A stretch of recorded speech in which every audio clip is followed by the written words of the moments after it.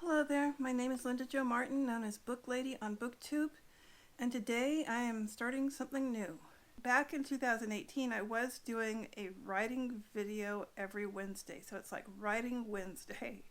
I was doing a tag video every Tuesday.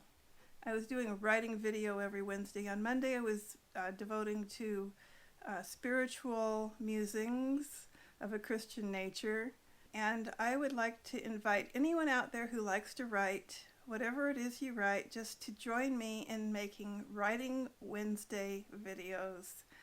My writing right now, I've written some novels that need to be revised, and my computer light just went on. I'm going to read off of my computer this memoir that I've been writing. It's a kind of long, involved project that I've been doing with a friend of mine here in town. And we spent November and December doing planning for our memoir project. And so I've got a plan, and I'll show it to you later on after the reading of the memoir. I'm going to start reading it now. This is the part from January, and it's about my childhood. Chapter 1, where it begins. And I want to emphasize this is a rough draft. There are 7 ways to say I love you in baby language. Babies can 1. Smile, 2. Gurgle, 3. Say goo goo or dada, 4. Fix their gaze upon a person who is also intently looking back, 5. Wiggle around while laughing, or the opposite, 6. Stay still and silent. Then the final way a baby can tell a person about love is 7. With the spirit. Heart to heart, soul to soul. Some humans know when you're doing that. Dogs and cats pick up on it rapidly. Hold on a minute, I have to get my fan because it's getting really hot in here. I don't know, maybe it's hot because I have never read this stuff to anyone before. Okay, come back, okay. After infancy, there are years of confusion. The more you move through the world, confusion increases.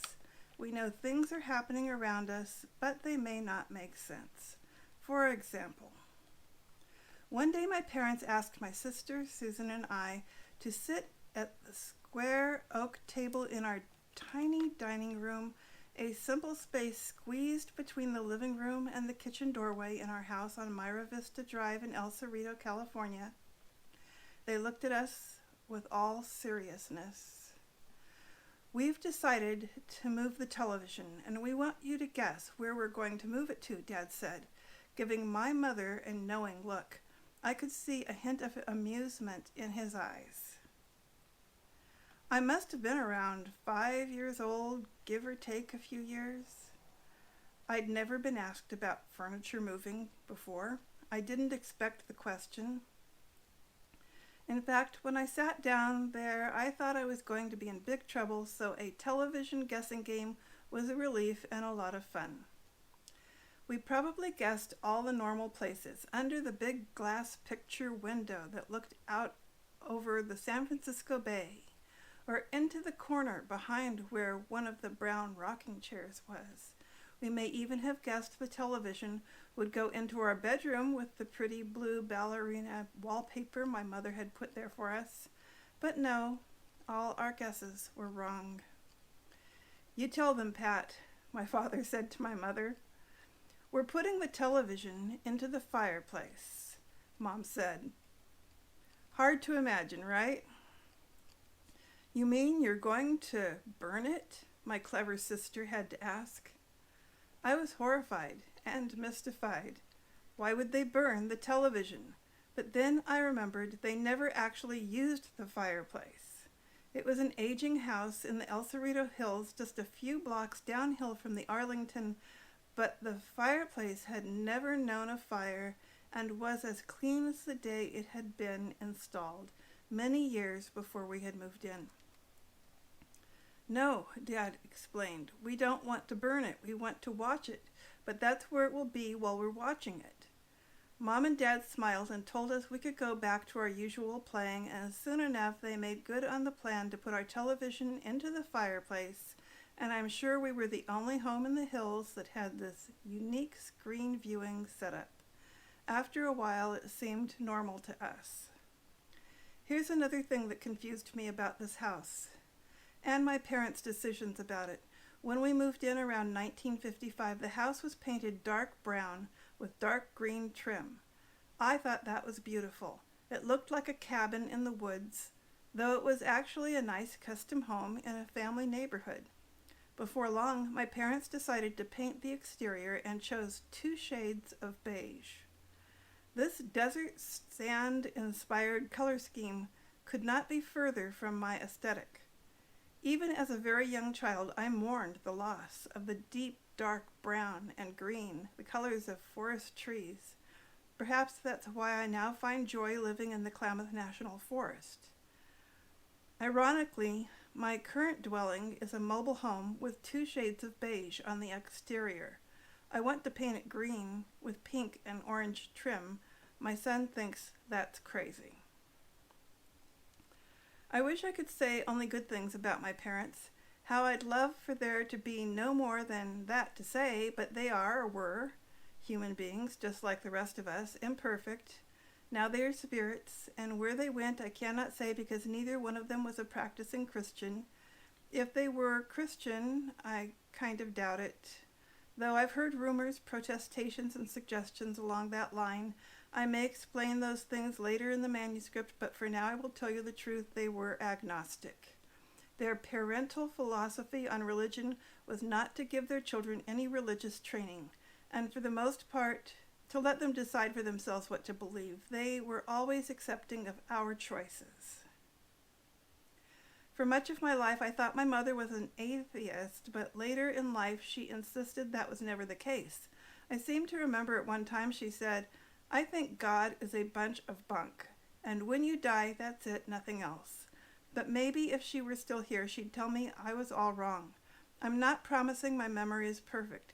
There have been several times when reading my short memoirs, my mother told me my version of reality was flawed. As I recall it, she once said in a disgusted voice, "I prayed when I was a teenager and didn't get what I wanted, so I don't believe there's a God." She didn't tell us what she prayed for, so all these years I've speculated that perhaps she prayed for a boy she loved to return from World War II, but he didn't, or maybe he jilted her. I got this impression because of a mysterious photograph in her wallet. She wouldn't tell us about the young man.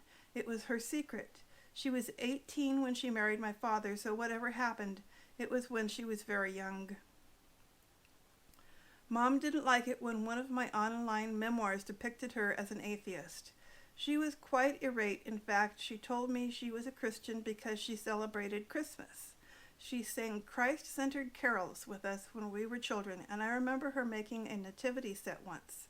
But aside from that, she didn't show any interest in Christianity. Can you see why I was a bit confused? She wanted me to remove the word atheist from my memoir and write agnostic instead, and eventually I did.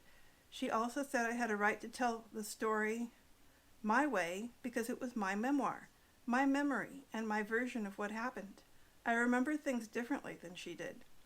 My mom had a highly irritable personality, especially when fueled by alcohol, but for the most part she was a lovely and generous person who wanted to live a beautiful life and who tried to do good for others. She was very creative, mainly with sewing, and generous in giving away things she made or found. We're all a strange mixture of good and bad.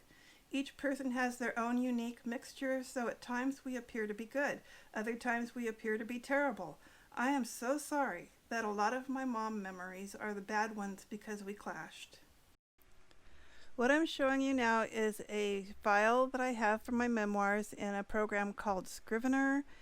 And as you can see, I have 3 different projects in there. The first one is The Dark Side of Half-Light, which is the working title for my memoir that I am reading to you. I've only got 14,000 words in there so far. It is a spiritual journey. That is the topic of that memoir.